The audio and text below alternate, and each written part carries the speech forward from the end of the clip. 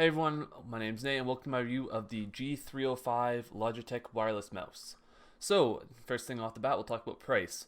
Regular is about $79.99 Canadian on Amazon, but I managed to get this for $39.99 at Best Buy on Boxing Day. I wouldn't personally pay $80 for it. I'd go look for a different option, like maybe like a Razer, Basilisk, or something like that for if you want to go wireless.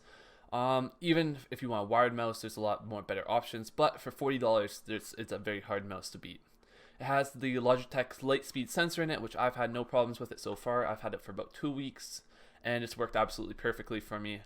To immediately talk about the clicks itself, or the switches in it, they're very tactile switches on the left and right, but for the side little macro buttons here, as you can see there, they're decently tactile, but they kind of are a little mushy at the bottom. They bottom out pretty easily.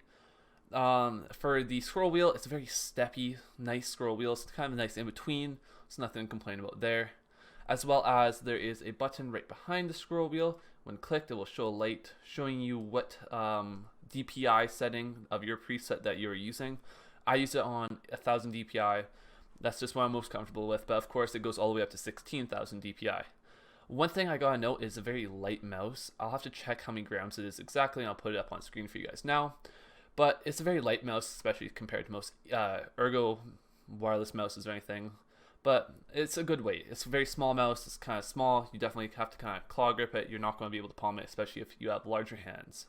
So I just checked for you guys. It is a 99-gram mouse, so it's breaking under the 100-gram mark. So it's pretty decent, especially for the size of the mouse.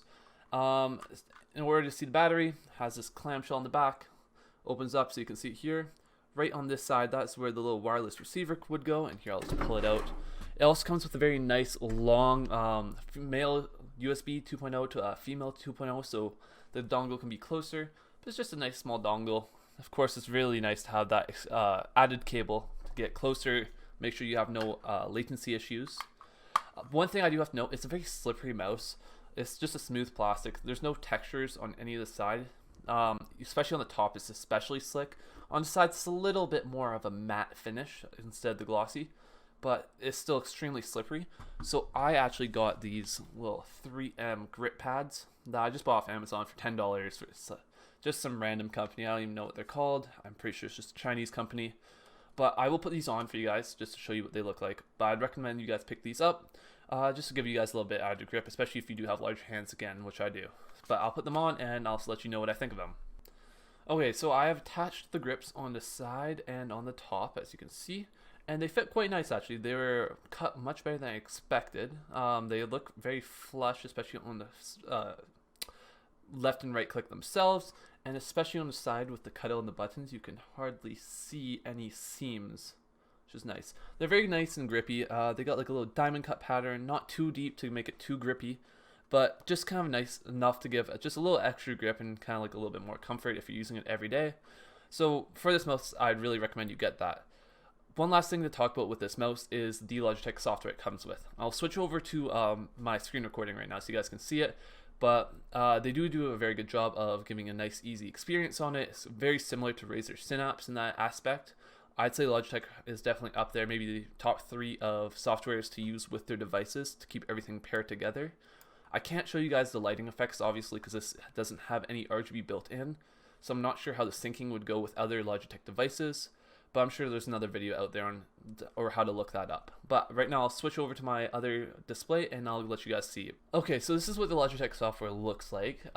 So this is the main screen you get, or screen you get. It shows your mouse, your battery life, and just a couple news, random things. I'm assuming if you have more devices, they'd all show up on this main screen. But right now you'll just click on G305 and you can see all your commands.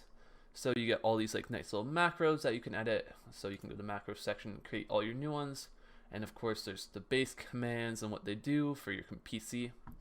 Going to the keys, you can do whatever you want here. You can edit, like for if you want left click to be a different button, you can do that there. Actions, I'm not too sure what the actions actually do. Let's see. Oh, so just kind of more macros, I guess. So but this is a kind of where I think most people use it. You got systems, everything's kind of basic there. But if you go over to sensitivity, you have all these. So you get 4 DPI zones that you can make.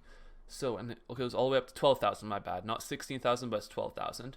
So, for example, if I wanted purple to be assigned to 2,000 DPI, all I'd have to do is drag it, or I could just click it in. But, so let's say I want 800, that should be 600, 1250 to be 1500. Here, let's put that. So now you can see that yellow is 600, white is 1,000, orange is 1500, pink is 2,000. So each is going to correlate to the light underneath the mouse. So if I click it once, it's going to go pink for 2,000 DPI. Then it's going to go yellow for 600, white for 1,000, and of course orange for 1500. But as I said, I like it kind of 800 and 1,000, 1250, and I'll put this one at 1500. But leave that, I'll put 800. But overall, really smooth and seamless software. I would really recommend this mouse. It's a very nice, lightweight mouse. It's a good travel mouse as well. Logitech does a really good job with their sensor. I've had absolutely no hiccups, no stuttering, nothing wrong with the sensor. I would highly recommend this mouse to anyone that either wants it for gaming, everyday use.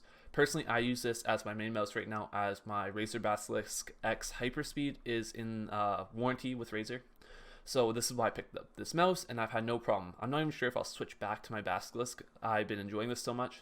But anyways, that has been the review. If you guys liked the video, please drop a like. If you have any questions about the mouse, I will be happy to help you guys out. If you drop a comment, I'll do my best.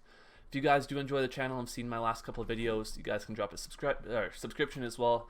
Currently, we hit 13 followers the other day, and I'd like to thank you all for that. But as of now, hope you all have a great day.